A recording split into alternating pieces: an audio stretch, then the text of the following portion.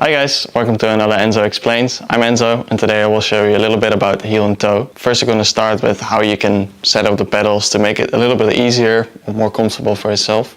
And later on we're going to go into the sim and I'll show you how to do heel and toe if you don't know already. So first of all we're looking at how to change the pedals a little bit to make it more comfortable to heel and toe. Because obviously you're going to have to press the brake and the throttle at the same time. Which is quite hard to do if you don't know it already. And you can make it a little bit easier by sliding the pedals around. It's a huge benefit of our pedals that they come as 3 separate pedals. That means you can shift them around, change the angle and whatnot. At the moment we have them set up quite normal with equal distance between the 3 and they're quite straight up. What you can do is, if you have, for example, have smaller feet, you can put it a little bit closer like this. And from that point on, you can also change the angle. That means if you press the brake quite hard, you still have your heel to press on the throttle. If you have, for example, slightly larger feet or less agile knees to twist your leg, then you can move it further away, put the pedal more straight up, or again a little bit more back. You can also change the brake, of course, but given that you have to use both, making changes to the brake is quite similar to making changes to the throttle pedal. Let's go into the sim. We're in an old Formula 1 car at Brands Hatch Indy, and I will share a little bit of heel and toe. Heel and toe is done in older cars to rev match on downshifts. So when you brake, you also use the heel of your foot to give a little bit of throttle on the downshifts, like that. And then into the next corner, downshift again. Because when you don't do it, the rear likes to lock up, which is obviously not what you want. Another braking zone.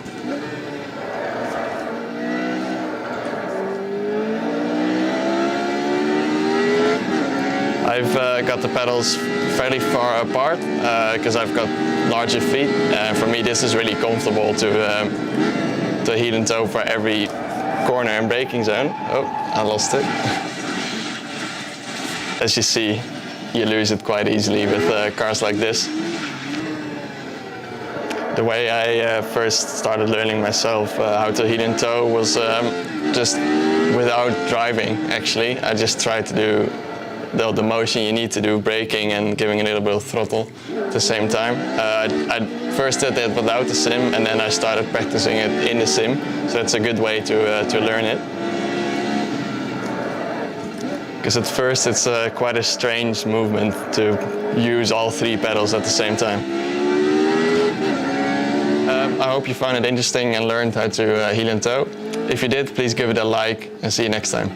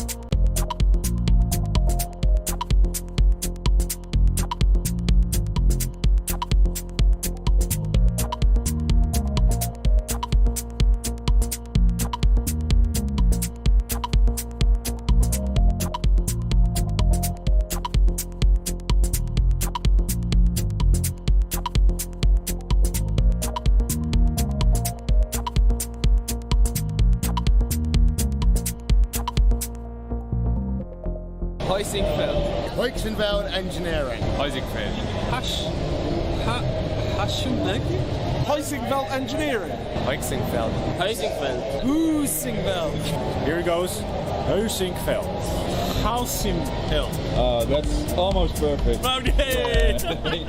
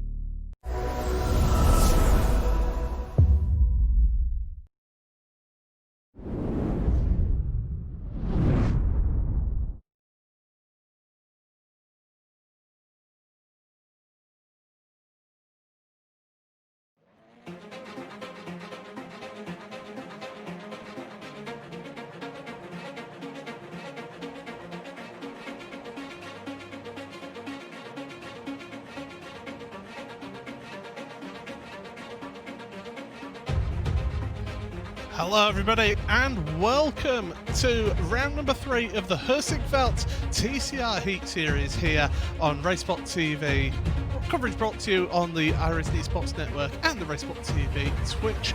My name is Paul Smith, alongside me is Samil Arora with Hugo Lewis behind the cameras as always. And well, after the first 2 rounds at the Nürburgring and at Oulton Park, we're now heading to a different venue and a different challenge, and that is right here at Barcelona. By the end of this round, we will be at the halfway point of the championship, and what an incredible championship it's been so far. Great action, heat racing with these Audi TCR cars. It's absolutely wonderful. And well, Samil, we've got to look at this then. Barcelona, what a fantastic track, and look at that, Ross Balfour, top of the standings. Oh yeah, it just leads up to be quite a good race over here. Barcelona, of course, is one of my personal favorite circuits. It's one of those tracks, regardless of whatever car you're driving, you just have a good time over here and you can just keep on driving on and on and on. And especially with these TCR cars, it just promises to be such a fun race. A wide circuit, this one, and with the Nacional layout, it promises to be a good couple of heat races that we're going to have today. Of course, this track is near the city of Barcelona.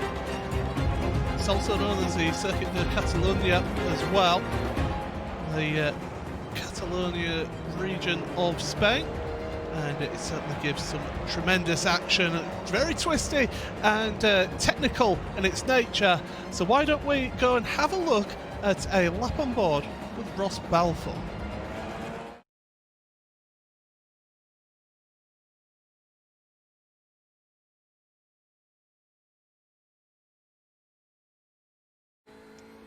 Hi, I'm Ross Balfour from Poor Sim Racing. Welcome to my hot lap around the Barcelona National Circuit, which will host the 3rd round of the Heusinkveld TCR Heat Series. So for turn 1 in the national layout, we arrived a lot sooner compared to the full circuit, so you'll find the first braking point is just after the 300 meter board. I've tried a few different lines around this corner and found the wider entrance was the fastest way around in this car. By carrying more speed into the corner and focusing on the lead apex, you better set yourself up for this next left-hander. The good thing about this TCR car, you can bash the sausage curves on the inside with no issues, so I fire with that without receiving any damage at all. This next right-hander is either in 4th or 5th gear, depending on the track conditions. I try to get on as early gas as possible while still avoiding the 1X on the exit. It sets me up nicely for this back straight. This next left-hander, I aim to brake at the black sign of the 120 meter board, shift down into the 3rd gear while trail braking towards the apex. The key to this turn is try to get in the throttle as quickly as possible for this uphill section.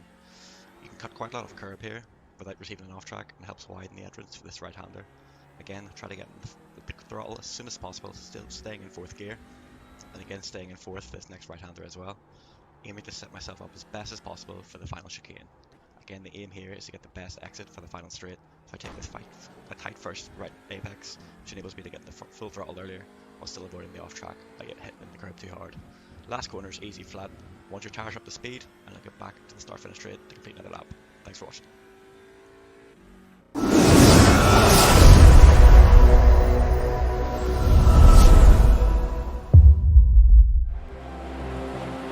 There we go then, a lap on board with championship leader Ross Balfour, and Ross has been quite the dominant force in the first 2 rounds at Nürburgring and Oulton Park, but people like Jason Cooper and Alessandro Bacialega here, Samil, they are going to be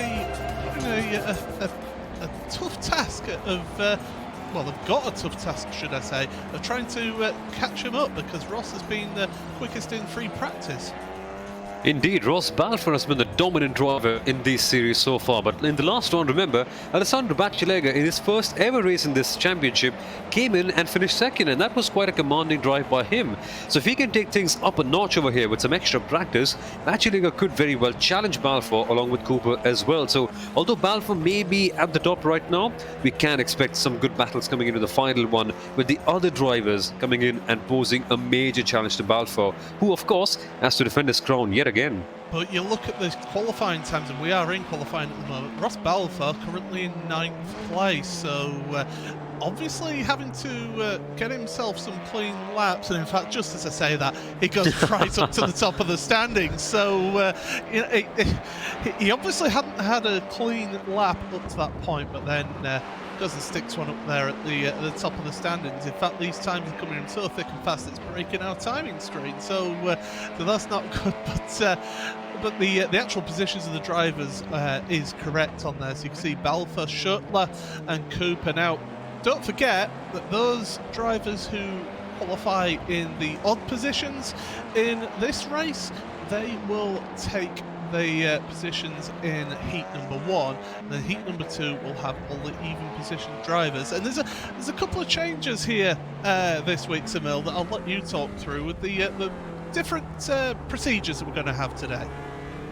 Yeah, so the last time out we had, in fact for the first couple of rounds, we had 3 heats instead of 2. So what we're going to have this time out is going to be 2 heats but with more drivers in them. So apart from that, in fact only the top 6 of each heat advance, and the rest of the drivers, they go to the consolation race, and the top 8 of the consolation race then advance to the feature race. And that's quite different to the last series. So essentially what we're trying to do is put more people into the heats and guarantee some even more faster and high-paced and more intense racing action in the end. And the consolation race, with 8 positions to go in right now, then, well, quite a few people missing out on that. That would make stakes even higher, and the drivers may go a bit more risky and produce the sort of racing that we're all here to watch here at Barcelona. There are 22 drivers signed up for this week, so we should be looking at 11 drivers per heat race. So that would be 6 drivers qualifying from that, so a further 5 drivers then going into a consolation race. So really, in theory, hang on, if maths is not my strong point more than in the middle of Roca. In theory, because we should have 20 drivers for the final, only 2 drivers will end up missing out the final here today. Well, if anything, if ever there was a perfect example of fear of missing out, I mean, if everyone goes to the party, everyone has a good time, but 2 of those drivers miss out on that. And well, the battle for the lower positions, it can be so critical for them. I mean, you will see drivers going flat out and all out because they know for a fact that if you don't qualify in it, I mean, everyone's going to the feature race and everyone has a chance to score big points over there. But if you miss out, that's going to hit your championship challenges very, very dearly.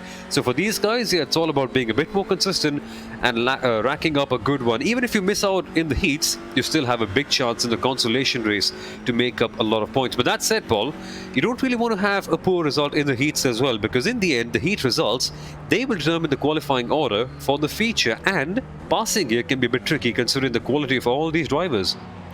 Yeah, so, but one of the advantages of running at this track is that we do have a few more open overtaking opportunities than at Oulton Park. Because Oulton Park was quite narrow, it was tight, drivers were struggling to make overtakes stick, as we found last time out. But here, you've got the run down into turn 1, nice long straight into turn 1. You've got the run into the hairpin at the back of the long straight as well. You can even be cheeky and try and get some moves done in the final chicane as well, can't you? The final chicane, you know, some people say that they really hate it and it completely kills off the flow of the track, but I quite think the opposite. You know, it actually adds quite a bit of a flow to the circuit, especially if you're in a sports car or in a touring car like this one. So yeah, maybe if you're just bold enough, which some people are over here, they can throw one down the inside and get something done at the chicane. It's a very tricky place to do so, but as you rightly mentioned, Paul, at Oulton Park, there wasn't really enough space for all that. So a lot of drivers were being very conservative. Yes, of course, we saw certain people going in for moves, late lunges, and that resulted in a few crashes over here. But overall, because this is a wider circuit and because there are greater chances to make overtakes, we shall be seeing less incidents and more clean passes, in my opinion.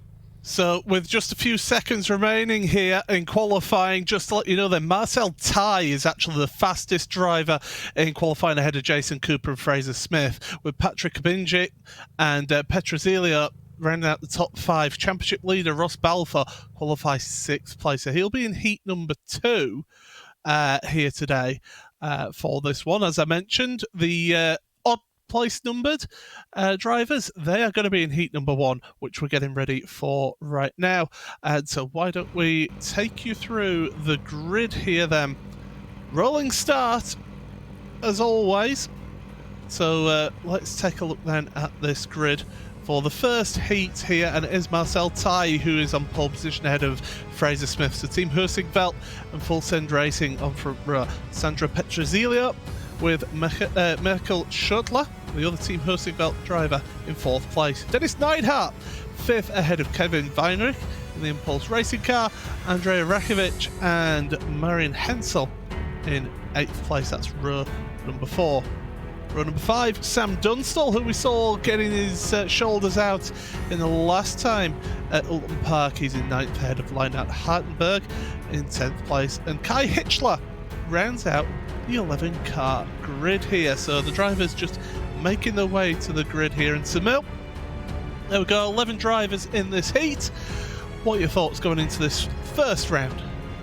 I'm buzzing. I just can't wait to see how this bigger heat plays out in the end. Last time out, the heats were quite small, around 5 to 6 people, but for this one, 11 places and only 6 go ahead to the feature race directly from this one. Trust me, things could get very acrimonious over here. So I can't wait to see how things play out, Paul. In the end, with a wider circuit, much more overtaking opportunities, and of course TCR cars, we're in for a proper treat here, I must say.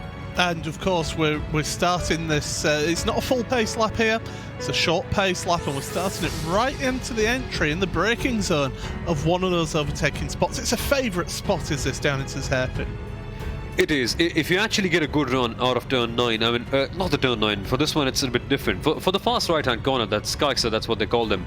If you get a good run out of that, you can really make a move down the inside if you try and brake a little bit later. But trust me, what happens here is the exit just narrows out so much. So, I mean, your entry is a bit wide, but the mid-corner just really narrows down. So you have to make sure that your move is well and truly done. Unless you don't, because if you don't do that, both of your cars will be coming together, and the end result, well, you'll be in the grass or the gravel. So let's have a look then. The drivers will go 2 by 2. Getting ready for the start of this one. It is a rolling start, as always. And the drivers just making their way to the start. Now, we do appear to be having a little bit of a problem with Sam Dunstall. He's appearing to having a few sort of technical issues, but he is ready for this first race. But the pace car then making its way through the final chicane. Marcel Taille will control the field. No, he won't control the field. He's already going, is he? Well, no, he's getting some heat into those tyres. He's braking it again, backing everyone up.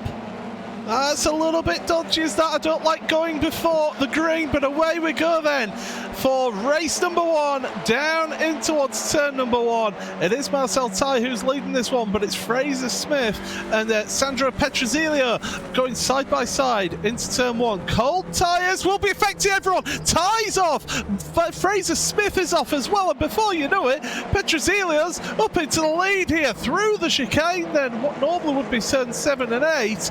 Everyone's sorting themselves out here, but an absolute disaster for Marcel Taille and Fraser Smith down at turn 1. Cold tyres, cold brakes catching them both out, but as long as they're in the top 6 here, they will move forward. But Fraser Smith dropping back, he must have a slowdown penalty. There's a car coming flying in there and sorting themselves out towards the back of your field. And the 27 of, well, I don't know quite can't sure who that was, but Fraser Smith then all the way down to 10th place here, Samil, as a car running wide. My goodness, that was such a comical start at the first corner. It just reminded me of the NASCAR Roval race at Charlotte, where all the drivers just lost their braking and went straight up ahead. And look at that, Tyre's in P4 and Smith is all the way back in P10. That's going to be a huge job to get back up. Here they go now, they're still going side by side. Oh, bumper to bumper, this is proper touring car action, Paul. Yeah, it is down towards the rear of your field. I can tell you that Schödler has made his way up into the lead of this race at the head of the field, but we'll look at these further back. It's the top 6 that qualify in this one, don't forget. So it's that top 6 that you're only really concerned about. The leader, well, they get the advantage of starting further up in your grid, and right now Marion Hensel is in that bubble spot. He's got a good gap though of about a second, at 1.3 seconds ahead of Sam Dunstall in 7th place here, so that's crucial here in this short 8-lap race. Yes, indeed. So he can just be more consistent, maintain the pace, and make sure that he can defend from Dunstall, who seems to be quite a way behind. But this battle in the positions back at the back, if they battle too hard with each other, the one problem that they could face is that they may end up fighting too hard, and the guys up ahead, including Hensel, they may just be able to run away because of all the pace lost in this scrap. So at this point in time, they must work together, get back up to the top of the field, and then see what's what, and then fight for all the positions, because there could be so many places lost. We died on board with Marcel Ty now. Is he going to make a move down the inside, Paul, for heading to turn 1? Well, as we've seen in the past, you don't really need to make these moves. If you're in those qualifying spots and you're in a relatively safe position, not under threat, then you don't need to make those moves. But you do want to get a better starting spot for the final, and the further up the field here you get, the closer to the front of the field you'll be starting in that final race. So Ty, we know he's got the pace here, but he needs to progress forward if he wants to get up to the front of the field. But it is a gaggle of 4 at the front of your field. Schottler, Petrozelio, Neidhart and Ty are your front 4, and then further back it's Rakovic and Hensel, and Hensel has pulled away from Sam Dunstall. It is a massive gap. We'll have a look at that, 2.5 seconds in such a short race like this. That is a huge chasm, and in fact Dunstall is coming under pressure from Hitchler, and really they don't want to be fighting too hard because they'll just mean that they'll lose even more time. Exactly, at this stage they must play the smart game and not fight with each other. Try and make sure they benefit both from the clean air and get up ahead towards Hensel, because Hensel is just running away from this race quite easily. I mean, that P6 slot puts him directly in the feature race. He doesn't have to compete in the consolation one if things go this way, and he can just enjoy such a good grid slot while all the others have to scrap it out in the consolation one. So these guys, yeah, be a bit more easy, don't compete, as we now see. Well, oh, Hitchler coming in. Well, the thing is, Hitchler here is one of the Leipa drivers. Now, his teammate is Hensel, who's in 6th place. Marian Hensel, he could be doing Hensel a favour here, slowing down Sam to guarantee 2 of the Leipart drivers a place in the final, because don't forget that Sandro Petrozelio is another one of those Leipart drivers. He's in 2nd place right now, so they're in for a good chance of that team being up there in the final. So Sam Dunstall and Kai Hitchler, they're battling out and duking it out, but right now I wouldn't expect to see Kai try and catch up to his teammate, or else your team is losing out big time. As we'll get a replay up on screen, and this is of the start here then, Sunil. Yes, so now take a keen eye on all these drivers. Look at this. As they come towards the braking point, all their tires and the brakes are cold. They brake up, but they don't do it effectively. So everyone literally runs out wild, and that is such a major problem for Ty, who just gets lost up in all the action. Look at this. He just gets pulled out to the gravel almost, and they're going side by side. But what can he do at this stage? He's lost a majority of his positions. He does make up one position though later on, because he will be in P4 later on. But the way that played out for him just completely went against him. And look at that, a cone being murdered at the side. You will see Ty coming to make a move over here, I suspect. Yeah, he goes to the outside. Wow, that's one of the cars going completely wrong. That is Smith, if I'm not wrong. Yeah, that was Smith serving a slowdown penalty. He cut the course at the fast uphill chicane, which is normally turns 7 and 8. He cut right across the inside of the corner at turn 8, which gave him that slowdown penalty. And if you look at that now, it's 13 seconds behind the leader of Smith. And this is Fraser Smith, who we saw have a really good opening round at Nürburgring after having to make a recovery drive from the consolation race. At Oulton Park, he finished 6th. So 4th in the opening round, 6th in the second round of the championship. But the consolation race isn't is something that he's it's unknown to him, as Hitchler has made it past Sam Dunstall here in that battle for 7th and 8th place. But Samil, ideally you want to be in the final and not have to go through the consolation. Exactly, because the grid positions in the end, that is a major factor to consider, because if you go to the consolation race, you will be in the final, of course, but the problem is you won't be starting as high up as you possibly would want to, and that can have a major impact, especially considering how good these drivers can defend at times. I mean, some of these drivers, like Schottler in this case, his car seems to be 5 or 10 meters wide. He's just defending like a proper wall, and if these drivers are the ones who you encounter in the feature race, you're not going to get any points at all, because they won't let you pass, and you'll be stuck in the bad qualifying position. So yeah, in the end, the heat race, it's no joke. A good result over here can pay off big time in the final one.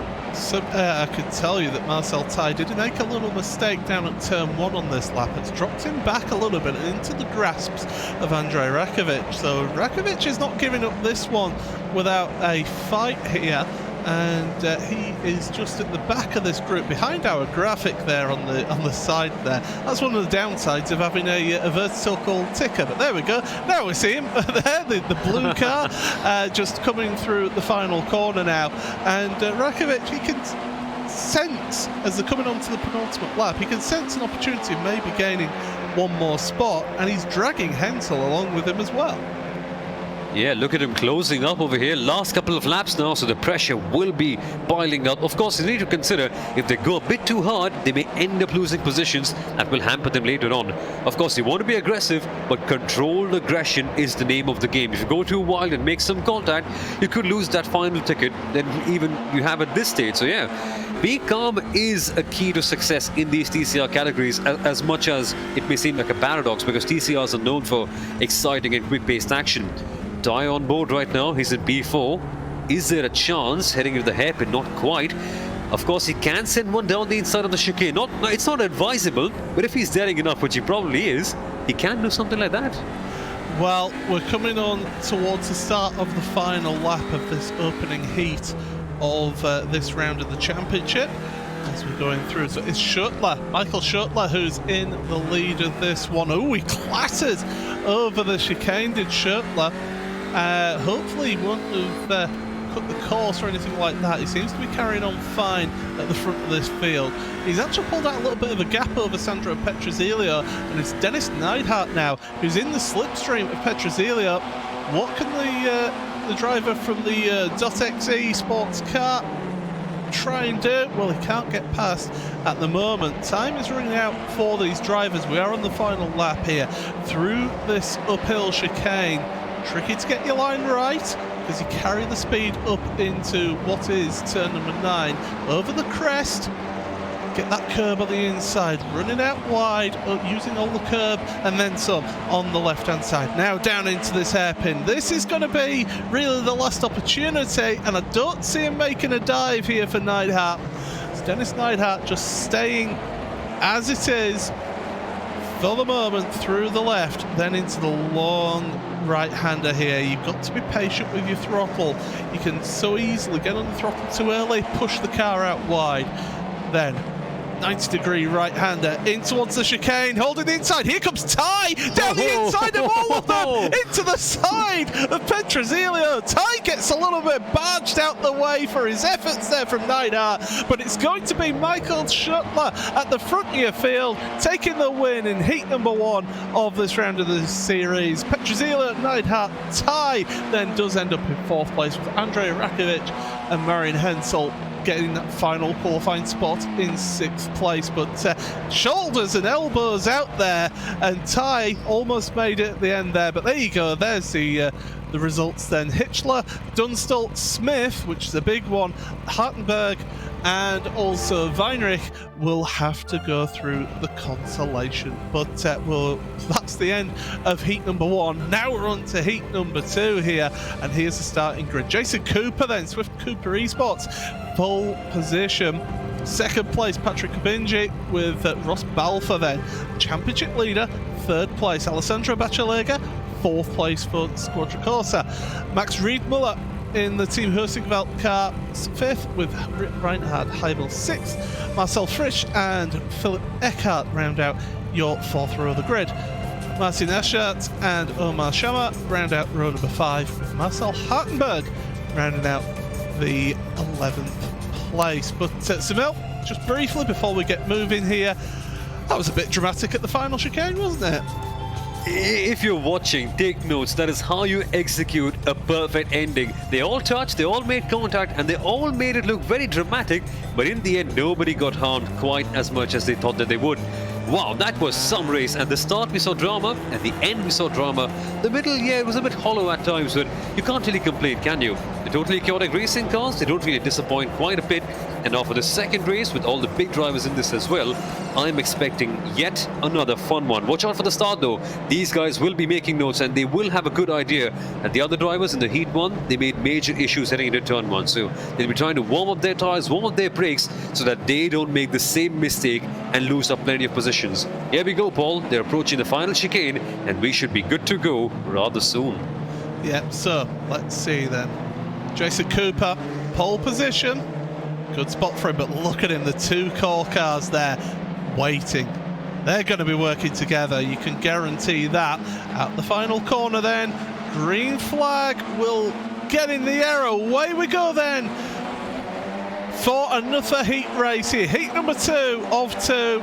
Down in towards turn number 1 now. Will they all get their braking right? They'll have been watching that. Ross Balfour looking to the inside. There's not really the room there. Down into the brakes. And turn number 1, a little bit of contact. Oh. And is that Kabinji? Or is that Kabinji? Gets knocked out the way. Down to last place. Meanwhile, we've got battling for the lead going on here. Ross Balfour trying to make moves on Jason Cooper. Max Riedmuller, 3rd place. This is fantastic stuff. Heading down towards the hairpin here. Riedmuller runs wide into the gravel. That's going to compromise him down the straight, and Bacialega is going to try and make a move. Meanwhile, at the front of your field, Ross Balfour going for the lead. He basically led all of the races so far in this championship, and away he goes into the lead. That is a textbook touring car move over there. Ross Balfour heading out of turn 9. He was flashing his headlights and was getting impatient, and now he's made the move down in. Balfour in P1. Look, it's what's happened to Bacialega. We expected him to be one of the star drivers of this race, and he seems to be in the pit lane, so that's something going wild. He's taken a tour back to the pit lane, and in fact he's completely left. He is no longer going to be taking part in this one. We may get a replay up on screen then of what's happened. So it's going to be down into that turn 9 hairpin. Is there going to be a spear? No, there isn't. In fact, he's going to run out wide, over the curb, and then bang, there it is. And again, just for good measure. Well, if there's one thing this reminds me of, BTCC, this is the proper touring car stuff that you're going to see. Bumper to bumper racing action, door to door, trading pain consistently, and that is what happens in touring cars. The margins where they're just a little bit too high because these drivers, they feel they can go out there, and with the protection of the body shield and being in the regular car of sorts, it just gives them all the leverage in the world to go out there and battle as hard as they possibly can. And that is just a consequence of what can happen in that case.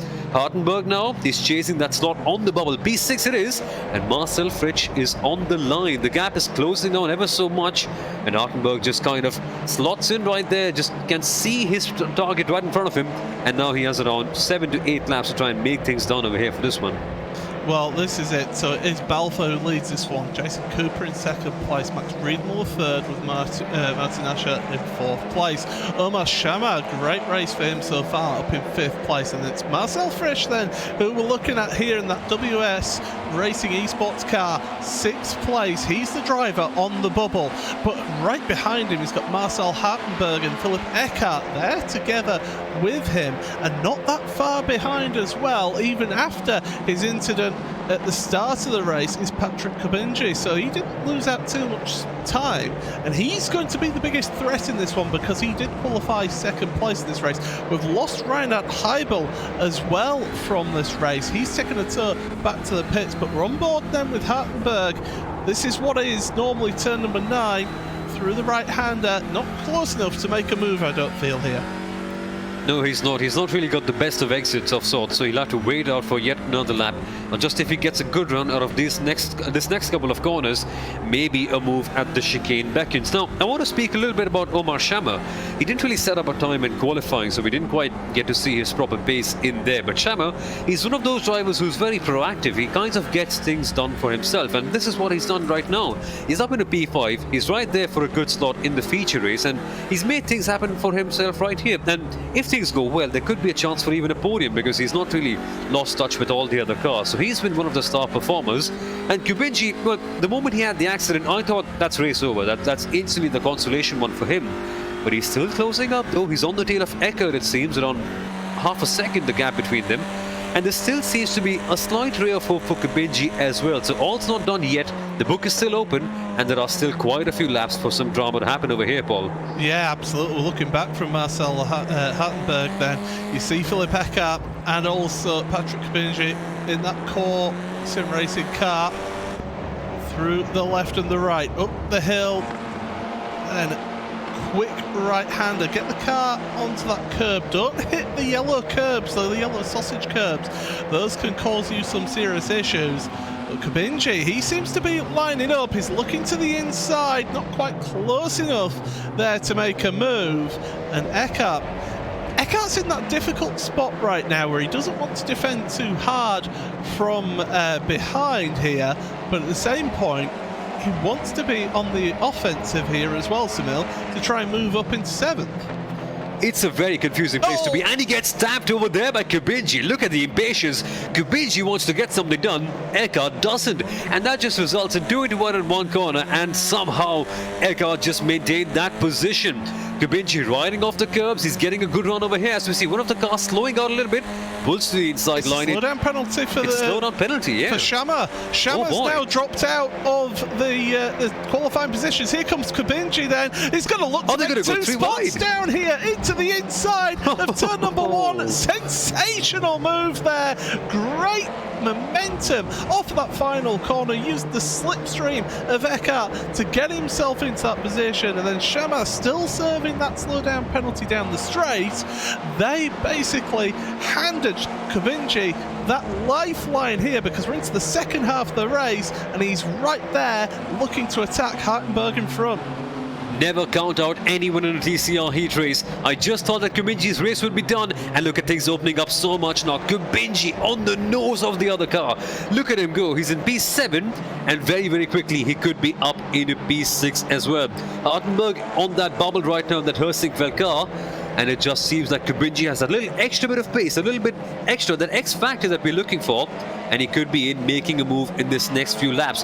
Now for Omar Shamma, things were just going so well, and that slowdown penalty, it cost him pretty much 3 or 4 corners because the last corner his momentum was slowed down. The main straight, he must be feeling like a snail over there, and the first couple of corners as well. So for Omar Shamma, it has just wrecked his momentum, and one man on the momentum, it is Kubinji. Here he comes, Paul, goes to the outside, looks for something over here, goes to the inside now, sneaks in a dummy, and like a proper touring car driver, gets his elbows out and gets a move done. Oh, and Hartenberg ends up collecting Shamma there, so he got the back end out because of that contact. Shamma's ended up in the barrier here. He's going to be out of this race. This has been quite a rate of attrition in this race, so it all starts here. Kubinji makes the move, and then Shamma's going to try and follow him through on the inside, but Hartenberg is completely 90 degrees to him, and he ends up in the wall. That's a very weird place to crash. I mean, if I were Omar Shamma, I'd just be sitting back and wondering, what have I actually done to be right there in a crash? That's not normally when you see a car in the barriers at Circuit de Catalunya. But things just going wrong for Shamma over there in a matter of seconds. Things can spill out very easily. And like a proper game of bumper cars, it did happen like that. Kubinji back in the top 6, Paul, and he's on the offensive once again. Yeah, so it is Marcel Fritsch who's ahead of him. So they're all 2x2 now. They're in these little 2x2 groupings here. Kubinji, he doesn't need to make any desperation moves at this point. We're on lap 7 of the race now, so penultimate lap. But Kubinji's got that slipstream, and Marcel Frisch, is he just going to wave him by? Looks like it, because down the inside then goes Kubinji. And really, now that is going to be a case of, I don't want to fight too hard here if you're Frisch, because you want to keep that gap as big as possible to 7th place. You do indeed, and if you're Fritsch as well, if you're just looking in your back mirror, you know for a fact that when Kubinji comes to attack, he will go hard on you, and if you make a crash like what happened to the likes of Omar Shamma and Hartenberg, you will end up losing that 6th position. So for Fritsch, it's a bit of damage limitation at this stage. He will be going down a position, but at least he won't be going down 2 or 3 or 4 perhaps. So yeah, it makes sense for him to stay in P6 at this stage. A gap of a couple of seconds between him and Eckhart, and things just seem to be settling in at this stage, or are they? Because Eckhart and Hartenberg, they're scrapping it out against each other. And that's going to slow themselves down from potentially getting that 6th place. So really, as we're heading towards the final lap, this is all about really getting yourself a good qualifying position for the consolation race. At the front of your field, it is Ross Balfour who leads this one ahead of Jason Cooper. Now, Ross hasn't been able to really pull away from Jason Cooper, so Cooper will be feeling very, very good about his chances in the final here. Max Riedmuller, 3rd place, just ahead of Martin Ascher in 4th place, and as we saw that change of position on the last lap, Patrick Bingi in 5th, ahead of Marcel Frisch in 6th place. Philip Eckert, Marcel Hartenberg 7th and 8th place. They're currently out into the consolation race, and then 3 drivers who have not finished here in this one. It is Omar Shama, Reinhard Heibel and Alessandro Bacialega. I can tell you that Bacialega and Shama have both actually left the race server here, so that means that we were going to be losing 2 drivers from this for the final. That could potentially be those 2, and everyone else in the consolation race just needs to carry on towards the end. But anyway, through the final chicane we go then into the final corner, and it's going to be Ross Balfour for Core Sim Racing come across the line to take the win in the 2nd heat race here today. Flashes the headlights across the line with Jason Cooper in 2nd place. Max Riedmuller 3rd ahead of Martin Ascher, 4th. Patrick Kabinji 5th ahead of Marcel Frisch, and then Philip Eckert and Marcel Hartenberg round out the top 8 finishers, because that's all the finishers that there were. But now we're going to be moving on to the final opportunity for drivers to make it the consolation race. There you see the race results. So the top 6, the Balfour, Cooper, Riedmuller, Ascher, Bingi and Frisch all qualified for the final automatically. The rest do not. They have to qualify, and here we go then. Kai Hischler in 1st place ahead of Philip Eckert. 2nd, Sam Dunstall and Marcel Hartenberg, 3rd and 4th. 5th for Fraser Smith ahead of Omar Shama, with Lena Hartenberg and Reinhard Heibel round out row number 4. Kevin Weinrich and Alessandro Bacialega round out the top 10 here. So it's actually 8 drivers who qualified, don't they, for this final here, Sunil? So we have got a battle on our hands, and well, away they go. Just final thoughts then. Are we thinking the 8th, 9th and 10th are not going to qualify out from the starting grid, or is it going to be just chaos here? It's just going to be chaos over here, but they need to be considerate, because in the end this just becomes a qualifying race of sorts where you can determine your position for the final one. So they can go hard, but how hard would you actually want to go? In fact, they want to get the positions in, and the thing is, mostly everyone is going to qualify for this one. So finishing is not really a major issue, but you just want to be at the right place at the right time, and that should be the case here. Here we go, Paul. Totally chaotic racing cars yet again. Consolation race. Here we go. Well, they're coming around the final corner then, and that left-hand lane going pretty slow to start with. The green flag is in the air, we're away, and already Philip Eckert has dropped 1 place and could lose another place down at turn number 1. It is Kai Hischler who leads this one. Sam Dunstall 2nd, Fraser Smith on the inside of Eckert into 3rd. Dunstall runs a bit wide, so too does the leader of Fraser Smith. He's learnt from that first heat, all of a sudden moves up into 2nd place. He started 5th, up to 2nd, and he's looking for the lead here in towards that right-hander, and Smith, Fraser Smith, up to the front of the field in that full send racing car. The rest of them though, they're battling it out at the back, bumping and barging, but Hischler doesn't want to give up that lead, but Dunstall is going to potentially make a move. But look at these further back, a little bit of door banging, a little bit of paint swapping here, Smell, and the 555 Evan Hartenberg is going to be just let to the back of the field, but so far so good. Everybody's still running here out of those starting. Are you not entertained? What a start that was in the end. How chaotic was that? Proper door handle to door handle racing, and now look at that. Dunstall trying to get something done. He was very aggressive on the entry, but that just compromised his exit a bit too much, and he could be under pressure from Hitchler. Eckhart is now making up positions as well. He's up into P4, and they're using the... Oh my goodness, that's a proper trip to the gravel right there. That's a proper rallycross race of sorts. They're using every single millimeter on the track. Here they're going to go 3 wide, Paul. Oh my goodness. This is fantastic action then. 2 wide in front. They're almost 3 wide at the back there. Down into turn number 1 then. The Team Heusinkveld car of Heibel making his way past. No, it's not going to be Heibel. Oh, contact between Heibel and Hartenberg then. It was, and well, around he goes. And it is Marcel Hartenberg then, the 555 car, getting tangled with Reinhard Heibel. And I have a feeling that because these drivers are all going to qualify for the final here, with it being the top 8 that qualify, this one could actually carry on into the final here. Exactly, there are no stipulations right here. It's all proper exciting racing as we see Hartenberg being tagged. It was almost as if it's sort of a revenge move of sorts. Like, I don't really like you, bang, I go and I hit your car off. Thankfully though, everyone's going to qualify, and this just means we're seeing the action continue even more so now. Eckhart, Weindrich, these 2 guys are never letting each other go. And look at them go, nose to tail racing over here. Turn 1 could be a good slot, and we've seen drivers go for the dive bomb, and because there's no added pressure of finishing this race in a position, they can actually make the risks, they can actually take the risk, and go for a move here. Here he comes, Hartenberg, chasing up, using all the draft in the world, goes to the outside, but really doesn't have the pace, does he, Paul?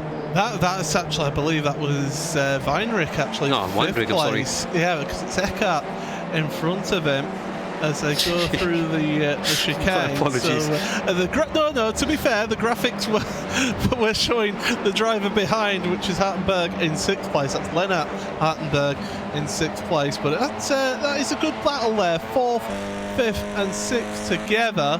2nd and 3rd, Sam Dunstall and Hitchler are battling it out with each other in front of them as well, and they're actually catching up that battle for 2nd place as this queue of cars. So all of a sudden, we're going to have a 5-car battle for 2nd place because Fraser Smith at the front of the field is just absolutely checked out there. Yeah, Fraser Smith saying, bye-bye, this is my position, and he's going to have a good starting position for the feature race in the end. So he's doing quite a commanding job at the front. Well, look at him at the back. They're just using and riding over all those curbs as Dunstall gets wild on the sausage curb. And the thing with the sausage curb is, when you go over it, it just is like a skateboard of sorts. It just punishes you. And look at Hitchler getting impatient. He's flashing his headlights. He's looking to make a move over here. The draft will come in handy. But his pace also comes in handy right here. Tries to look to the inside, but Dunstall smartly blocks it off. Here he comes though, opens up the door, and Hitchler stays behind. He waits for this one, and Dunstall is just keeping things going at the right time over here. Look at that then, 2nd to 6th place. My timing graphic is just showing a red box around all of those drivers. 5 cars together here as they're heading down towards the hairpin, and the Leipart driver of Hitchler, he wants that 2nd place because don't forget these drivers line up in the final behind the drivers who qualified from the heat races. So this is going to be the back half of the grid here, the back 3rd of the grid almost with these drivers. But Philip Eckhart, 4th place, we're riding on board on that roof camera. He's just dropped back a little bit here as Eckhart from Dunstall and from Hitchler. But these 2, the more that they battle, the more that brings Eckhart into this one, and he's just playing that patient game, that waiting game here, Samil, that could pay off for it. Patience is a virtue in the end, and that is what's happening with Eckhart at this stage. The gap between him and Smith, 4 seconds, and so Smith has really checked out and stalled between all these other guys as we see another one going wide. They're going side by side at the back there. I'm not really sure who that is. That's Hartenberg involved for sure. Oh boy, still door-to-door racing, Paul, heading into turn 1, which is a long right-hand corner. Now for this quick chicane that's coming up, and they're still side by side.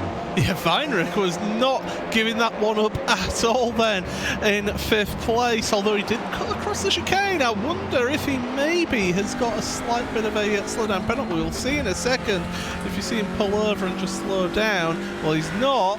And here comes Hartenberg then, down the inside, into the hairpin. but Weinrich taking that wider line. It's last of the late breakers as well from Weinrich as well to hold on to that 5th place on the outside line. So this is a keen battle then here in 5th and 6th place. We're in the second half of this race. Fraser Smith leads this one 3.1 seconds ahead of Sam Dunstall in 2nd place. Kai Hitchler 3rd place ahead of Philip Eckart in 4th. And this battle that we're looking at, in fact, look forward because Dunstall once again slow off the chicane, little bit of contact, and Dunstall drops down 1 spot. He's trained to block Eckart, and that's the patience game working out right there. And he just swung around like a pendulum over there. How he maintained control of that car, I have absolutely no clue, but he did a good job. Here they come. They're going 3 wide into turn 1 for a second. Thankfully leveled out over there, Paul, and with just only around 2 or 3 laps left to go, this is getting properly wild. If this is the back out of the field, imagine what's going to happen in the front half. This is properly exciting. Look at that. Hartenberg getting the best view in the house. Dunstall and Weinrich going side by side heading into turn 9. And Weinrich concedes that position, but he's on the charge once again, heading into the hairpin. Now Hartenberg joins as well. Is there a chance for a move heading into the hairpin? Oh, look at that! On the grass! Yeah, that's not an ideal line. That's up for sure as they head into the hairpin there. I can tell you the way that Dunstall held on to that one was a judicious application of the accelerator, that's for sure. Because in these front-wheel drive cars, if you've never driven one of these front-wheel drive cars, you're missing out on something. They are a lot of fun. But if you get the back end out, you just plant that throttle, get some opposite lock on, and it just pulls the front end around. Bang! Contact! Heavy contact with the back of Sam Dunstall's car, and through goes Weinrich then up into 4th place. Dunstall now coming under huge pressure from Hartenberg and Heibel. That's one way to make a move. Just bash into the rear barrier and say, hello dear, good morning, and make your way past. Well, that's another creative way to make a move. And look at they go. Oh, 3 wide heading into turn 1. This national layout, it is producing some fantastic racing. As Weinrich goes over there, he has to settle for a position behind. Paul, this is just going wide over here. Weinrich now going to the inside line for a move. Heibel in the tough position. He's to the outside line. Here he comes. And they touch again. Yep, so we're on board then with Weinrich. Here comes Hartenberg as well, the man who was on the grass the last lap. He's on the grass again going into this hairpin. We're on lap 7, the penultimate corner lap, and oh, bang, bash, bang. Well, they're not really worried about the panel bashing going on here today, but a little bit of tea-cut and that'll polish right on out there. But yeah, Dunstall manages to stay in 4th place after all of that. Heinrich, Heibel and Hartenberg. I thought Heibel was going to end up in 4th place at the exit of turn number 1. It was all getting a bit tense and a bit tight, but it's still this battle then for 5th, 6th and 7th as we start the final lap here. A grand old battle royale, that one, and Heibel losing out so many positions in this one. Here they come though, still side by side, and I love this about Barcelona. You couldn't quite do it in Oulton Park, it has its own challenges, but they're going side by... Oh, look at that! Proper bump drafting, but that doesn't really work out unless you're in NASCARs.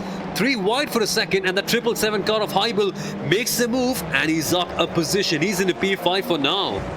It certainly is, but still is Weinrich trying to put the pressure on. He's compromised with his top speed slightly because of the front end damage on his car, and Hartenberg is the one putting the pressure on as they come through the right-hander.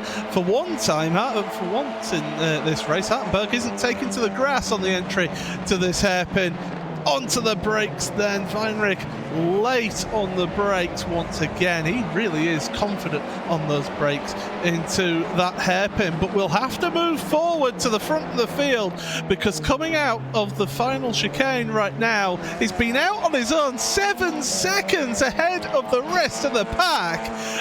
Fraser Smith, Full Send Racing. Well, he had to do it in the consolation race just like at the Nürburgring, but he is through and he wins this particular race. Kai Hitchler and Philip Eckart are going to finish 2nd and 3rd place, with Sam Dunstall rounding out the top 4 with Heibel, Weinrich and Hartenberg across the line. That's Lennart Hartenberg with Marcel Hartenberg then, the last driver going to come round this final corner. But Samil, that was what we've been waiting for, isn't it?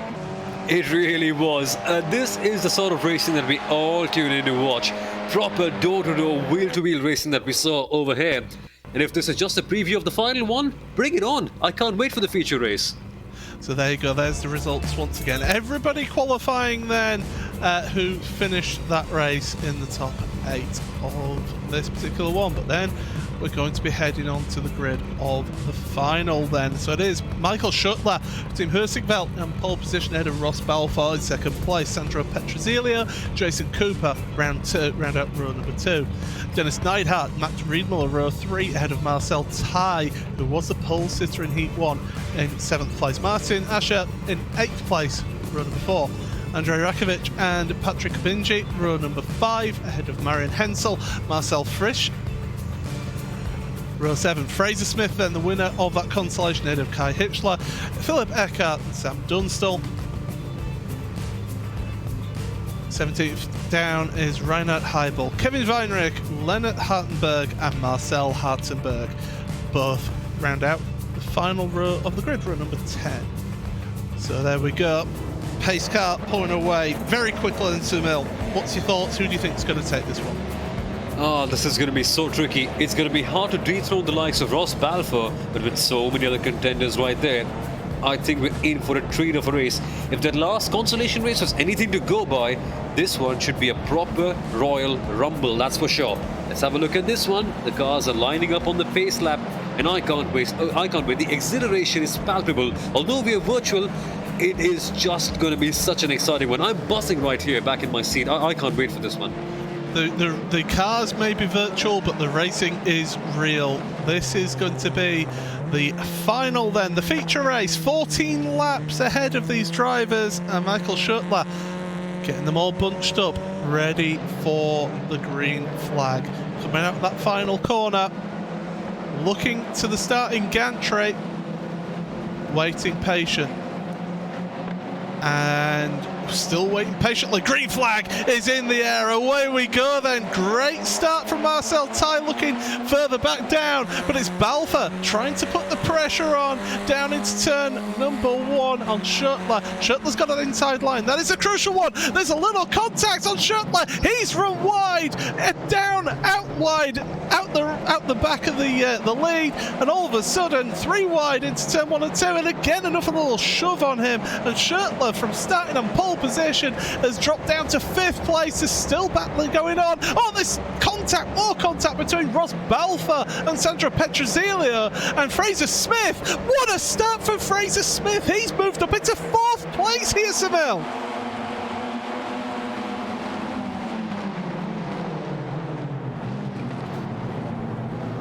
Appear to have lost Seville there. Just we'll carry on this one, but still it is then Dennis Neidhart who leads this one ahead of Marcel Ty. Ross Balfour then 3rd place ahead of Fraser Smith. The hard charging Fraser Smith in this one. Jason Cooper 5th ahead of Max Riedmuller, and Michael Schuttler 7th place then is battling further down. Hopefully we've got Seville back for us now. Oh yeah, what an intense start that was over there. Somehow, Smith, how did he get so many places in just one lap? I have absolutely no clue. But that just must have been such a Herculean task, and he carved his way around delicately and got up the order. Wow, that is crazy. I mean, with so many cars on the track over here for this heat race, I mean, 40 laps as we may see contact. Oh boy, that is a heavy shot right on Heibel, along with a couple of other cars in the wall. And that's not what you expect to see on the second lap, Paul. So Reinhard Heibel then is off. We're going to have a look at this on the replay. Down in towards turn number 1.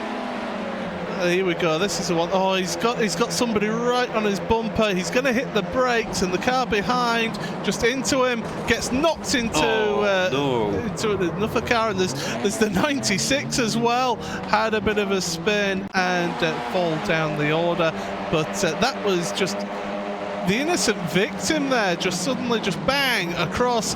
Nothing that Heibel could do there to avoid that one, and the liner car as well went and got pushed off at turn number 1. So big drama further down your field, but Reinhard Heibel is out of this race. But I'll tell you who isn't out of this race, and that's your race leader, and that's Dennis Neidhart. But he's got Marcel Ty close behind him, who's just set the fastest lap of this race so far as we start lap number 3. So Marcel Taille, the driver who qualified fastest in race 1. Oh, back end! Losing the back end there, and Taille up into the lead here, but Neidhart is not going to give this one up yet, but it is Taille into the lead. Slow and furious, Catalonia drift. Neidhart loses the position, and now he's fighting back up once again, and Taille with open arms accepts this opportunity and goes up into the lead. 2 tenths gap over here though, he has to wait it out. He's looking for a move, lining up something, but still has to wait though. Patience is going to be an important factor. A 14-lap race this one, and if they get a little bit too intense, a little bit too excited in the early parts, it can happen exactly what happened to Heibel. They can just snap, head into the wall, and end up losing a whole heap of points, which in such a commanding position, they certainly don't want. Paul, are they going to make a move heading into the chicane? That's going to be a tricky place though. Well, especially when you've got Ross Balfour right involved there. Now, Balfour does have quite a bit of damage on the front of his car, so whilst he's in the slipstream, we saw this at Nürburgring, I think it was actually, whilst he's in the slipstream, he's not affected that much, but once he gets to the front of the pack, he will be hindered. Top speed down at turn number 1, but here we go then. Dennis Neidhart looking to take the lead. Fraser Smith getting the fastest lap, which has now been taken by Martin Ascher. So my timing screen is becoming alive here, but down into turn 1 then, it's still Taille ahead of Neidhart, with Balfour just waiting there. But Fraser Smith is a man on the charge here. He wants further places. He wants a podium. He hasn't had a podium all season. That's what he's going for here, but still close action at the front. It's close action all the way through, because 1st to 15th covered only by 10 seconds here. And if you make one mistake, you just will start losing up positions like a rock falling down from a mountain. And I'd love to see what happens to Ross Balfour over here, because in the first couple of rounds, he just led the race from the front and had no challenge whatsoever. But now he's in P3 with a slightly damaged bumper, and with other cars, including Smith, who has all the raw pace in the world, right behind him. How does Ross Balfour react to a situation like this one? That is what I'm so curious to see. So far so good here, but is he going to go aggressive rather soon? And is he going to get back up into P1? That is a question for which the answer we'll find out in about 10 laps. But for now, Balfour in P3, Neidhart in 2nd, and Taille right up ahead, tying up this race in P1.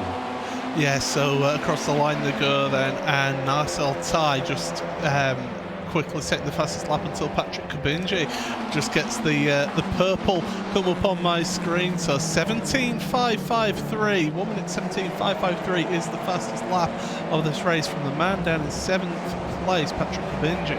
So the front 7 are covered just by 3.5 seconds. So don't write out any of those drivers yet from this race, because it is a close field. So you see that Taille, Neidhart, Balfour, Fraser Smith in 4th place, Max Riedmuller with Michael Schottler. I mean, he'll be the most annoyed and disappointed driver here after starting on pole position. Down in 6th place, Patrick Kabinji and Jason Cooper rounding out the top 8 of your field. Also Martin Ascher and Sandra Petrozelio.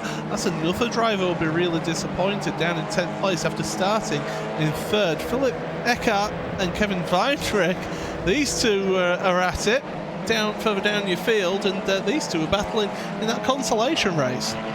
If anything, these guys just remind me of magnets. They just attract some sort of carnage whatsoever.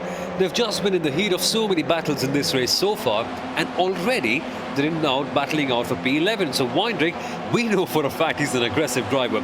When the need calls for it, he will just put his foot on the throttle and just go up ahead and make moves like nobody else. It does not pay off at times, as we see Eckhardt making move on Petrozelio. That was a late dive bomb. Petrozelio on the outside, Eckhardt to the inside. And now look at this, Weindrich trying to get a piece of this action himself as well. Petrozelio maintains the inside line, and he has to wait though. So Eckhardt has to wait for a couple of positions. Now Weindrich on the fight back too. And Paul, this is just so dramatic. You've got Hartenberg tagging onto the back of them as well, and well, bad move, a bad run out of the right-hander from Eckhardt, and here we go. You've got Weindrich, who we've seen that he's good. He's the last of the late breakers into that hairpin, and again around the outside, Weindrich up ahead of Philip Eckhardt, and now Hartenberg putting the pressure on Eckhardt here. Wow, this is some race right here. Weindrich now gets a position on Eckhardt, And these two guys are always in the midst of some sort of battles. And now Hartenberg thinks, okay, these guys are having a lot of fun.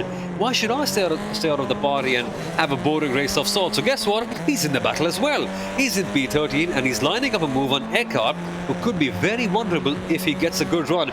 Almost going onto the gravel, so just maintaining all the momentum. Eckhart is under pressure, but so is Petrozilo. He's lost the position. Look at that. Look at all the cars over there. Eckhart just swerving it on like a snake. He's trying to go to the inside line as well now. Yeah, Weinrich able to get ahead of Petrozilo, who's got damage to the front of his car, so you could see the effect that the draft and also that damage was causing. Eckhart not giving this one up yet with Lennart Hartenberg, but Hartenberg is going to make it through, and now here comes Frisch now. Marcel Frisch coming to the inside of the right-hander. No contact there with the quarter panel. There's Sam Dunstall involved in this one as well. Great action further down your field then onto the brakes once again. No moves made so far, but those guys further down the field giving us some great action in this series. And you know, if you're wondering, wow, if you're watching this thinking, I'd love a piece of this action, well, there's still spaces available. You can still join for the second half of the season. We'd love to have you along.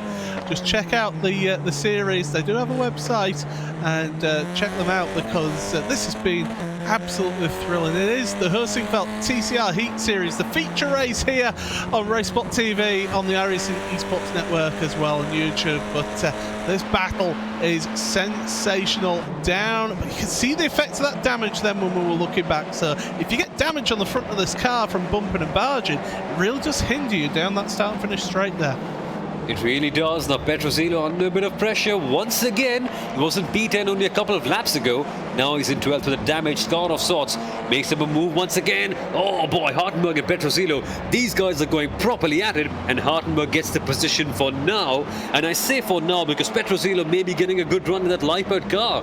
Here he comes. I'll be surprised if he doesn't have a slowdown penalty from that one there. He doesn't somehow. No, he doesn't. And in fact, he's going to move ahead of Weinrich. So Weinrich must have had some sort of poor run. So again, they're going to go too wide through this section. This is fantastic action. Forget what's happening at the front. There's no changing happening at the front. This is where the action is, everybody. This is where the real ding-dong paint shredding, door mirror trading action is in this race. It's fantastic to watch. Okay, there may be a little bit too much contact every now and again, but into the pits. Into the pits goes Petrozilo. So obviously, he must have a penalty. Yeah, that's a bit absurd. So we didn't really see him getting a penalty on the slowdown, but something strange has happened. Now let's focus on that later on, because Frisch is here attacking Eckhart. Frisch gets into P12 for now. He's on the inside line. Eckhart will be trying to counter. Holy Frisch, he gets into P12. Down into turn number one, but if you hold that outside line like Eckhart was trying to do, it gives you the inside for the next corner. Doesn't manage it now. Sam Dunstall Motorsport to the inside. This isn't traditionally an overtaking spot. He just has to back out of it. And Schurtler has dropped down. Oh no, he hasn't. He's fine. He's still in 7th place. Obviously a little bit of a connection problem for him in this one. He was suddenly dropping down the order, but he's fine. He's still there in 7th place. But we're over halfway through. This race has flown by here. Marcel Tai in the lead ahead of Dennis Neidhart and Ross Balfour. Those three haven't really changed positions at all. Fraser Smith, he's a second behind Balfour, but just can't catch up as running wide with one of the Leipart cars behind Dunstall. That's Hitchler. We'll look forward then, because Tai has got over half a second gap in the lead. As long as he's looking after his tyres, is okay. Now Kabinji and Riedmuller further back. They're side by side into turn number one. Kabinji around the outside. And that's Riedmuller trying to hold him off. But Kabinji, great move there to get up ahead. That's a textbook touring car move over there. Just a little bit of bashing and bumping, but just about enough. Riedmuller on the counter, and Kabinji blocks it off well. Kabinji has a bit of an open ledger at this stage. He wants to close it off with a good result in this one, and P5 may just well be that one. Riedmuller though, he attacks as well, but Kabinji nice and easy blocks off the line, hitting into the hairpin. And you kind of get a feeling that Kabinji knows exactly what he's doing. He's completely in command of the situation. but with around 4 laps to go and a 4-second gap, it's doable for sure, but it's one of the tougher challenges that you have to face in sim racing. Yeah, as they're going into this really technical final section that was added on to improve the safety of the track. It was all because the final corner, when it was the old layout, this final corner, there isn't enough runoff where the stand starts. So you'd come around that final corner at an incredible amount of rate of knots, and you'd hit that barrier, entire barrier, to take you into the wall. So it's not the best. That's why they brought it in, to improve the safety of the track, and to be honest, it does actually close everything up a little bit as well, and especially in these cars give you some really good action. Now we're on board with Max Riedmuller. He's just losing touch, you can see that, can't you, Samil? He's just losing that ground, and Kubinji just has that pace over him. Yeah, Kubinji in that course sim racing car just seems to have the raw pace, the X factor that I was referring to early on. And that just seems to be the case with all the course sim racing cars, Kubinji, and as well it was, I think, Ross Balfour. But Balfour, he's in P3. He's around what? 1.9 seconds behind the leader now. 2 seconds at this stage. 1.26, I'm so sorry, I misread the timing.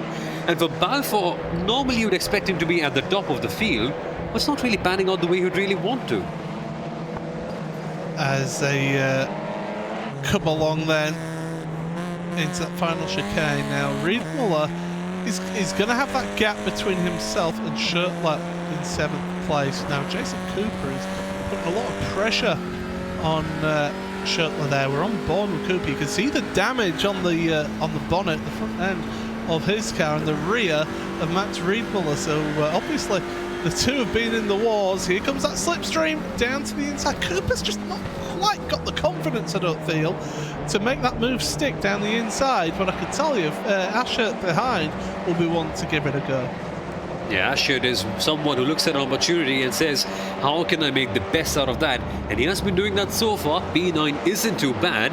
Cooper as well, though. Now, I'm surprised he hasn't really got the confidence to do that, because Cooper, he is one fast driver with all the pace in the world who can make moves himself. So it's surprising to see him not have the grip, but now he does make the move.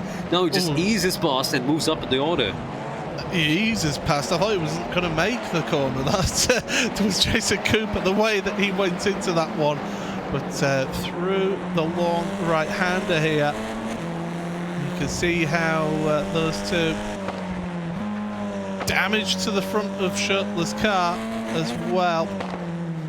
The man who started this race then in first place got involved in those shenanigans down at turn number 1 at the start of the race. You can see sparks flying off of the car in front of Jason Cooper, so something is dragging along the ground, which will be hindering him slightly, but he is able to carry on and is able to carry on forward. Ashert is making moves on Schurtler as well, who we were on board with, and that's going to be Ashert through. Is it going to be completed? Because here comes Schurtler then to the inside, and no, he forces his way back in front here, Samel. But those two are going to battle. Now I can see on my timing screen that he's getting close for 2nd place in this race as well, so we may have to sort of switch between the two battles, because this is all getting a bit tense and tight as we're on lap 13. We're almost at the end of this race. And it's almost characteristic of this series, isn't it? Here they come, still getting close to each other, and it's surprising, 13 laps in as well. All these cars aren't really too far off with each other, which is quite a fun thing to see. And the sparks that you saw flying over there, that's just symbolic of this championship. Neidar and Balfour. We said Balfour's going to come back again, and here he comes. Yep, so we're going to be starting the final lap of this feature race then. This is to decide the 2nd place on the podium. And look at that. Look at how much the damage is affecting Ross Balfour then down in towards turn number 1. That is a huge hindrance to him, the damage that he's got to that car. He's quicker through the corners. He's better on the brakes, I feel, than Dennis Neidhart. But that top speed differential is going to play a massive massive effect in his ability to try and make that move into second place. But Ross Balfour then, we're on board with him.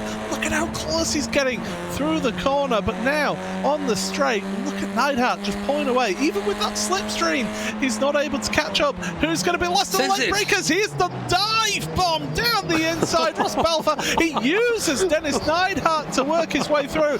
That's a little bit naughty in my opinion.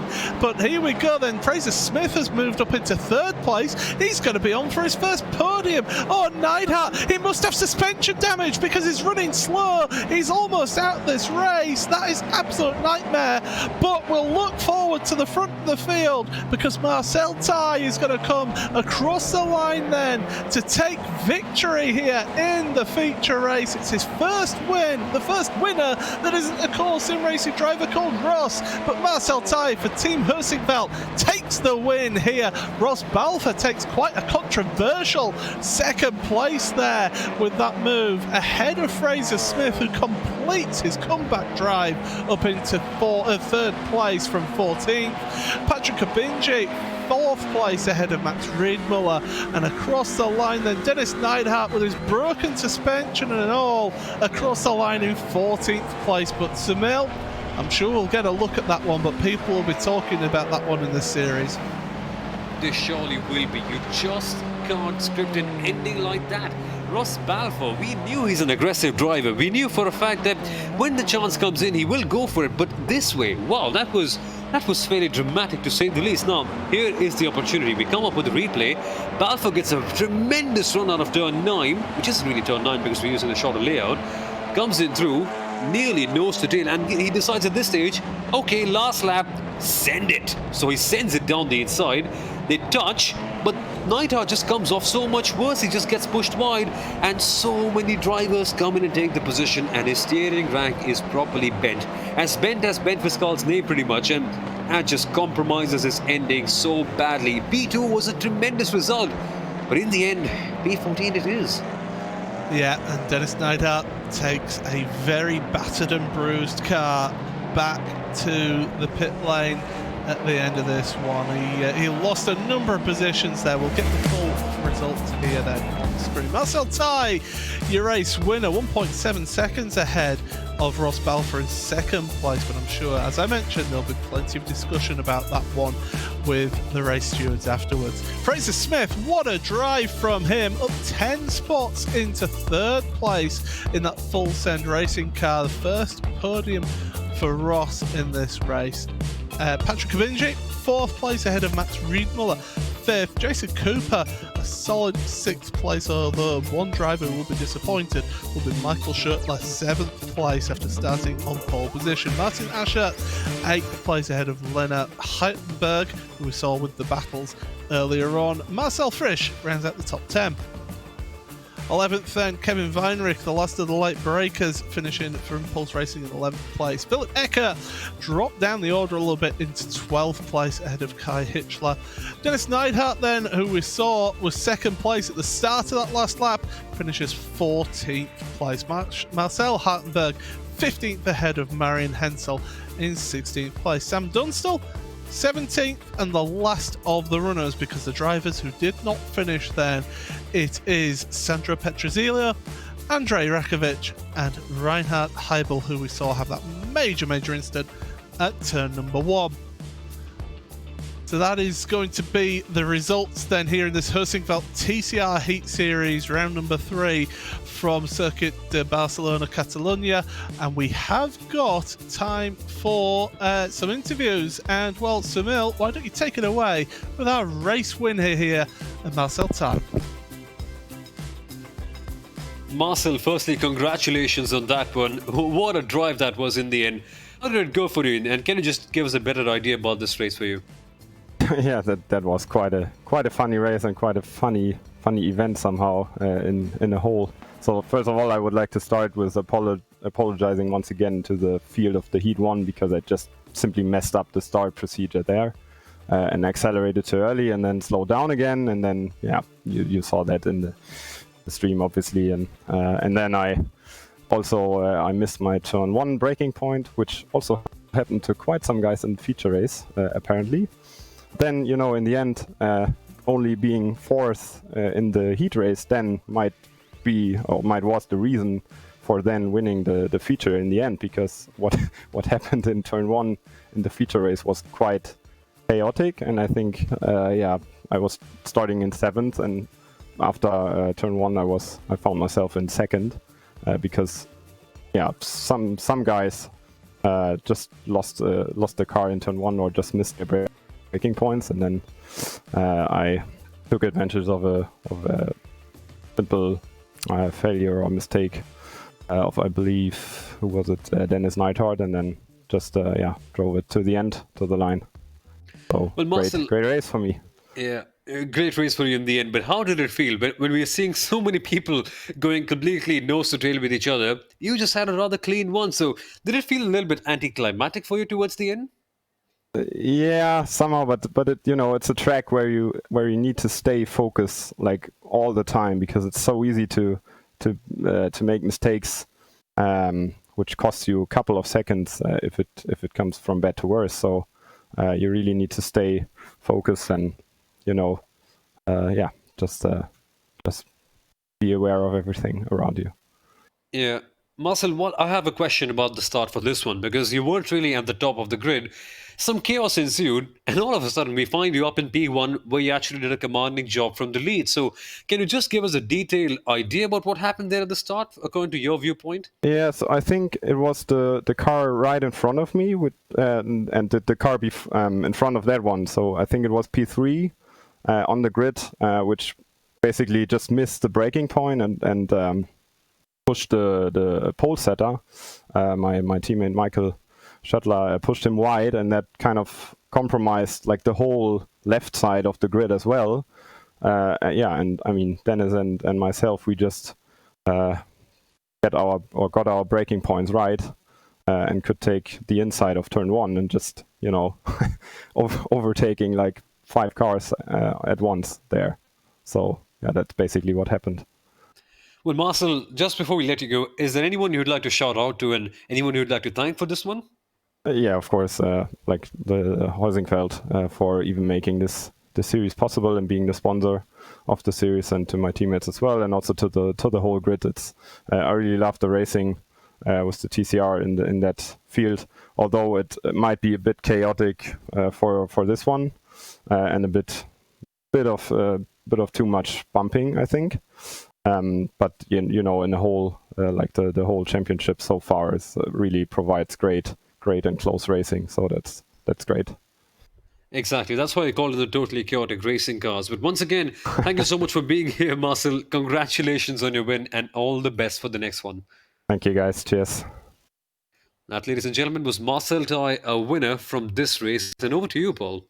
Yeah, so we're going to be able to bring you the driver who finished second, the driver who won the opening 2 rounds of the championship at both the Nürburgring and at Oulton Park. But Ross, I mean, we can see on the pictures your car was a bit of a mess in that final race. But we'll go back to the heat race first of all. You didn't have the best qualifying here, but you were able to get to the front straight away on lap 1. Yeah, good evening, guys. Yeah, not a great qualifying for me. I seem to mess up almost all of my laps, and this is going to sound like the biggest racing driver excuse of all time, but on my final qualifying lap, I did get cramp on my left foot. It's not an excuse because I had 5 laps, but my fastest lap, I did get a foot cramp. But either way, qualifying was really tight, and probably I've disappointed myself to only get 6th, but it was very, very close. There's no real slow drivers in the series, so I was happy enough to still be thereabouts, and enjoyed the heat race as well. To get through with a win was good as well. Absolutely, able to move your way forward straight away on lap 1, as I say, and you weren't able to really pull away from Jason in that race, but you got the win in the end. And then we turn our attention then to the feature race here. Again, it was close action. You started this race in second, finished second, but that doesn't tell the whole story of it, because there was all sorts of chaos going down into turn 1. Yeah, there was. I got severe damage. I don't know how obvious it was on the broadcast, but there was sparks flying from my car from about turn 2, and I was about 20 kilometers an hour down in straight line speed. I was just fortunate enough that the draft's quite strong in this car, and I could kind of stay up with the leaders I just had to nail every apex really to kind of stay with those guys because I was losing about half a second down the straight every time. So thankfully there was a bit of a gap to the guys behind, and I think most of the pack probably had damage after the turn one. So it was just kind of picking up the pieces and trying my best to kind of score as many points as I could. That's it. And then, of course, we had the move that you made then on the final lap into the hairpin. Now, it was something I did notice that you were losing a lot of top speed, but you came in from far behind. Just talk us through that one because Dennis ended up getting some damage to his suspension there. Just talk us through your point of view of that move for second place. Yeah, so the lap before, I got a really good run on him, and then even with the damage, I felt I maybe could have made a move, and I don't think he was then expecting it. So I kind of halfway down the back straight, I kind of went half gas to kind of lure him into thinking I was slower down the straight than I actually was. And then the next lap, I planned to go full throttle and then hopefully get up the inside. It was an aggressive move. I mean, if it happened to me, it's unfortunate that Dennis, I think his wheel came off, which is extremely unfortunate. I do apologize to him for that. It was an aggressive move. In my opinion, he maybe could have given slightly more space, but again, if the move happened to me, I would have been probably just as annoyed as he was. It's one of those things. I apologize to him. I'll probably accept any potential penalty I get, but I'm a race driver and I see a gap and I have to go for it. It's just the way I go. Well, that's it. So next round then. What are your thoughts on that? Because we're at the halfway point of the championship. You're up at the top of the standings going into this one. We'll obviously have to wait for official results here. But next round of the championship, we're heading on to Zandvoort. Very tricky track to make any overtakes in this car.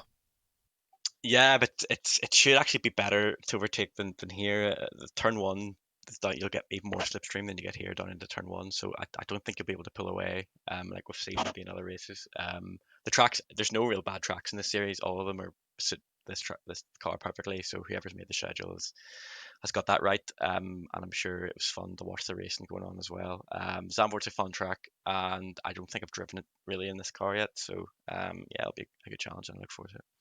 Well, Ross, before you go, anyone you want to give a quick mention to whilst you're here? Yeah, the shout out to my teammate Patrick for helping me tonight, and for all the guys at Core Sim Racing. And just want to say another apologies to Dennis. It was never my intention for you to end up with no wheel. It was, but I apologise for that. So, and thanks to guys for the broadcast as well. Well, thank you very much, and congratulations on the second place. Yeah, cheers, guys. Have a good one. So we touched on it there. You can see the schedule up. Circuit Park Zandvoort, your next round then.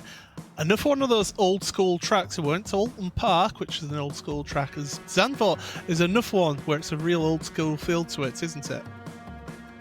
Oh yes, Zandvoort, personally, it's probably my favorite circuit to have a TCR race on. It's fast, it's flowing, it's smooth, and the Dawson corner, well, it has plenty of opportunities to make a move over there as well. Overall, when you get into a rhythm right there, you just feel like keep on driving and driving and driving. That's what will make this race such a fun one. Well, I do want to get a quick interview then with our third place driver, because he is here. Samil, take it away. Just with quick thoughts for our podium finisher, Fraser Smith. Fraser, firstly, mate, can you hear me? Are you here? No, we don't appear to have Fraser. This is good going so far. Let's hopefully get him sorted. Fraser, are you catching us here on the broadcast? Oh, well, it looks like we don't have Fraser there, unfortunately. We tried to get you the final podium position. Hold on, I wanted to get to have a word with him, because Samil, I was going to ask for your final thoughts then on this race, because he had a sensational start to this race from 13th, 1-3 on the grid. You just can't ride something like that. I was literally in a piece of shock when I saw Fraser Smith, he started 13th. Oh, look at that, where he is. Oh, he's in P3. That's sort of the P4 actually for quite a long time in this race, and that was so dramatic. It just needs some sort of precision driving to get something like that done. You need to be quite a big opportunist. And coming from the back of a very dull race in the consolation one, this one right here, wow, Fraser Smith with a performance that I won't forget for quite a while, that's for sure. Yeah, we're just having a look at some of the highlights then from this race, and there was plenty to choose from. We saw the incident there earlier on, well, getting this little bit of rubs, a little bit of contact into the chicane as well. It was Patrick Kabinji on his bit of a comeback drive. That was from earlier on in the heats, but yeah, this is the final. What am I talking about? But Kabinji, you saw, look at that slipstream, that draft down the inside, and that's where there was that contact made, and then bang into the wall. In fact, that was from the heat race earlier on, was that one. But yeah, Kabinji, he was involved in a few little things, was Patrick, and now this is the start of the final then, and this was absolutely crazy going down into turn 1 here. 20 cars all together, little contact from behind on your race leader, on your pole sitter, and then it all just chaos happened. You can't expect anything else, can you? But 20 cars heading into the Nacional Turn 1, you are bound to have quite a bit of drama. And drama we did get with so many drivers getting wild with each other. And Fraser Smith, of course, coming back as the big one, the big winner of sorts. Balfour also getting a good run. He fell down to P3, but eventually recovered that back up. And Paul, right here, so many drivers going door handle to door handle. And in the end, that is the sort of racing that we're here to watch. It is, absolutely, and when you've got such close pack, I mean, we don't often, because it is a private league, we don't really talk about the strength of the field like you would in an official race, but the level of competition here, the strength of field was 4,363, as there was the move for the lead there. Marcel Ty just getting a better run through there, the back end out there on Dennis Neidhart, and that's what ended up giving Ty the lead then. But the level of competition, the average iRating being 4,363, just shows how good this field is, that you've got such high caliber drivers in the field. Exactly, and we saw that in the racing as well. Of course, with touring cars, when you're actually having so much of excitement and blood pumping through your veins at such an intensity, you do tend to make mistakes here and there, and contact is inevitable in touring car races. But on the whole, the driving standards, they were quite decent, to be honest. We saw a lot of drivers making in some good moves. Again, some contact here and there, but again, that's only a minor fly in the ointment, I'm saying. As still we're working our way through the highlights, and that was Eckhart then with Sam Dunstall battling away further down into turn number 1. This was Kabinji making moves on one of the team Heusinkveld drivers, and a really good showing from Team Heusinkveld actually in this round. They've got a number of drivers here, but they really did put on a good show. Of course, Marcel Ty taking the victory there, but it is a team's championship. Let's not forget, this is an individuals championship here, and but it's great to see such close action. Jason Cooper as well, he was involved with Michael Schurtler making the move down into turn number 1 here as well. So you saw plenty of moves and overtakes down into turn number 1. That slipstream was key for those drivers here today in this feature race. Yeah, that swiftly really was, and that move past out of turn 9, that really made the difference for so many of these drivers. And the good thing was, all these guys, they understood that very early on. They try and made sure that they got moves in, and Ross Balfour was someone who did it quite often. Again, he uses all the slipstream, gets to the nose. This one is the move from the last lap though, the last lap of the last one, sends it down the inside. Again, doesn't really come out well, the other driver. Neidhart just losing so many positions from that one. But Balfour, he came on the interview, he said he apologized to Neidhart, and the simple explanation was, I saw a gap and I went for it. Classic, typical racing drivers. Well, and then there was your race leader then taking the victory, Marcel Ty, across the finish line to take victory. The first driver then to dethrone Ross Balfour in this series, and it's taken until round number 3 for somebody to be able to challenge Ross for this one. So the championship is not lost yet. It's still plenty of overtaking opportunities left in the season. Of course, we're halfway through this championship. Marcel Ty then, your race winner ahead of Balfour and Smith. Patrick Kabinji in 4th place ahead of Max Reed-Muller and Jason Cooper, top 6. Michael Schertler, who started on pole position. Martin Asher, Leonard Hartenberg, and then Marcel Frisch rounding out your field. But well, we're just going to be wrapping up here then. The next round is in a few weeks time, July 24th, Circuit Park Zandvoort, for the next championship round of the series. But what a race, and what a series of races we had here with both the heat races, the consolation, and then that final, that feature race was absolutely sensational. Just before we go, thank you once again to Hugo Lewis, who is behind the cameras and in charge of production, and to Samil Aurora as well, joining myself, Paul Smith, on commentary. Make sure you join us then next round till July the 24th, Circuit Park Zandvoort, here on the iRacing Esports Network. But until next time, from everybody here at RaceBot TV, it's goodbye.